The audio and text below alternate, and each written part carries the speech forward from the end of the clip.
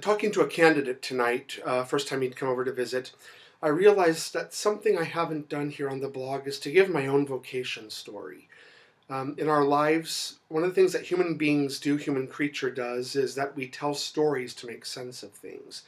And we all tell our story about how we got where we are and what it means to us, a story that gives us meaning, that helps us find a through line in our life. Um, And I also believe, on top of that, that God speaks to us in a way that we are able to hear Him and able to understand what God is saying to us. So, my vocation story. When I was in high school, my mom was always pestering me about being a priest, which, of course, is something I did not want at all. I wanted to be an artist. and I finally told my mom one day, Mom, stop pestering me. I'm not going to be a priest, I'm going to be an artist. And God love her, she stopped bugging me about it, which was the best thing she could have done. So I continued, and shortly after that, I realized I wasn't good enough to be an artist. I could not do it professionally, which is really what I wanted to do. And that kind of hurt, but I stopped, and I went on with my life. Um, in college, instead of doing science, I ended up doing theater and English, poetry. And I just kind of forgot about the whole thing about anything like a vocation. This was not on my list. This was not in my realm of experience. Then I was in grad school in Detroit, doing a degree in scenic design, doing a Master of Fine Arts. And it was in 2001 to 2003. And around 2002, that late 2001, I don't remember exactly when, the abuse scandal in the church hit the news in the United States. And this rocked the church. And I remember being upset and wanting to defend the church. And suddenly God started poking me. And I'm like, oh, wait a minute. God is talking. I was never expecting this. And so I started thinking, maybe God is calling me to something. Now, I know I can be a little escapist at times. I can live in my own little world. And since I knew I wasn't supposed to be a priest, because I've never had that inkling at all, I thought I was supposed to be a monk. But I didn't want to think that I was running away from a world that I couldn't tackle, that I couldn't take on. And so I told God that, okay, you're talking, I can understand this. I need to finish school. I need to try and make it in the world, because if I'm going to become a monk and be a contemplative off in a monastery somewhere, I need to know that I am not running away. And so I started going about doing, I finished my degree. I went home for a year. I ended up moving to Chicago to get into the theater, ended up working as a carpenter. And all this time I was doing my work in Chicago for about 2.5 years. I was teaching myself how to write poetry that was religious, because I knew God was calling me to something.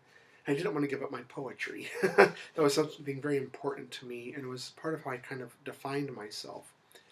Um, and so I was really struggling, trying to figure out how can I write good religious poetry instead of the schmaltzy, hallmarky kind of stuff. And I was really struggling. I was trying to figure out what was going on in my life. And as I said before, God talks to us in a language we can understand.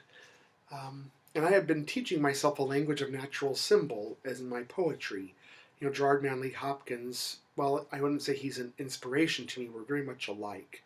And trying to see God in the world around us, as part of the world around us, very incarnational. And so I was teaching myself this language, and God started talking in it.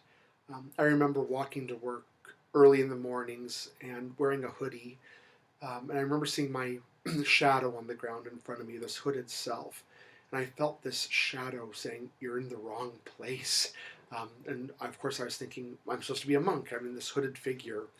And this is really speaking to me, to my heart, to a place I can feel it more than just intellectually. Another time I was coming home from work, I was exhausted. I was walking by this empty lot near where I was living, and I saw these two turtle doves up on a wire on a phone line. And as I was looking at them, they flew away. And I was reminded of that the price for a poor family in the Old Testament and in ancient Israel was that You paid 2 turtle doves to redeem your firstborn son so you didn't have to go into God's service. Well, my redemption price flew out the window, and that was a very powerful moment for me as well. So I knew I was being called. First, I looked at the Carmelites, the Discalced Carmelites, because my mom is a third order Discalced Carmelite, and that really wasn't working for me. And so I finally, after years of discerning on my own, I finally went to my parish priest and said, here I am. I'm thinking I have a vocation. I'm thinking I might be called to be a monk, but I'd also like to know about the diaconate.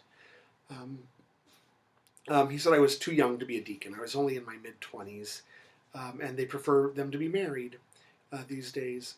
And he didn't have a very positive take on monastic life, as if that, he just didn't have a very positive take on it. And he sort of mentioned the Capuchins kind of on the side, didn't tell me much about them.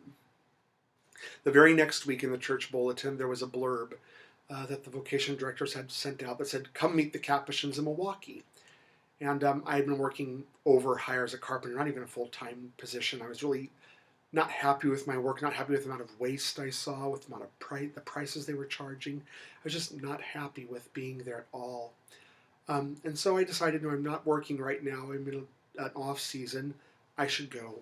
So I called up the vocation director, John Hawley, who was the vocation director then.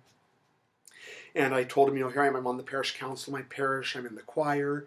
I really think God is calling me to something. I'd really like to come to this weekend.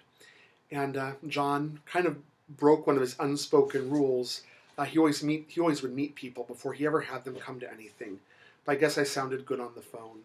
And so he said, "Sure, why don't you come? I didn't have time to come see me." So the first time I met a Capuchin was in January or February, was the Milwaukee ministry weekend. And the first Capuchin I met was Bill Hugo, who picked me up at the Orange Line stop in Chicago in the van and took me back to St. Clair Friary. And I remember how welcoming everybody was. I remember going to Milwaukee with a couple other people, a young man named Diego, who's now a Capuchin in Columbia, and another guy who I don't remember very well. So we went to Milwaukee for this discernment weekend, and we went to the House of Peace in Milwaukee, which is kind of a community center the province runs. And the brother who ran the House of Peace, a brother named Mark Carrico, was also a second career religious. He had been a blues musician in Indiana, of all things, did the jazz circuit in Indiana, lived the life as a performer before he coming to the order. And while we were sitting and talking to him, I was really impressed with the community center. And he said to us, because there was a group of us there, he said, if you go to the Jesuits, you're going to teach. If you go to the Dominicans, you're going to preach. Go to the Benedictines, you're going to pray. But if you come to the Capuchins, they say, "What's your special gift, and how can we use it to build up the kingdom of God?" And I was hooked. I was a poet. I was a theater person. And suddenly here was this group saying, let us take those gifts and build up the kingdom of God with those.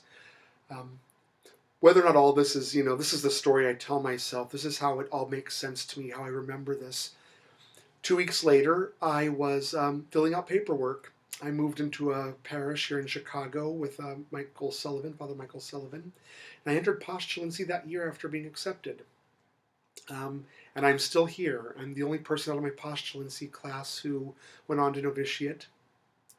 And the funny thing is, because God has a sense of humor, I know she does, when I went to novitiate the first week, God gave me all that artistic ability back. So I got what I wanted, and God got what God wanted. And it only worked when it went together. And so the threads of my life come together this way.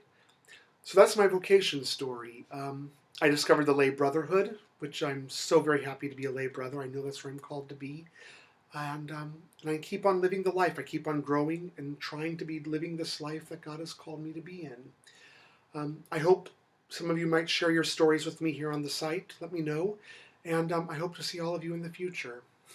Peace and good. Bye.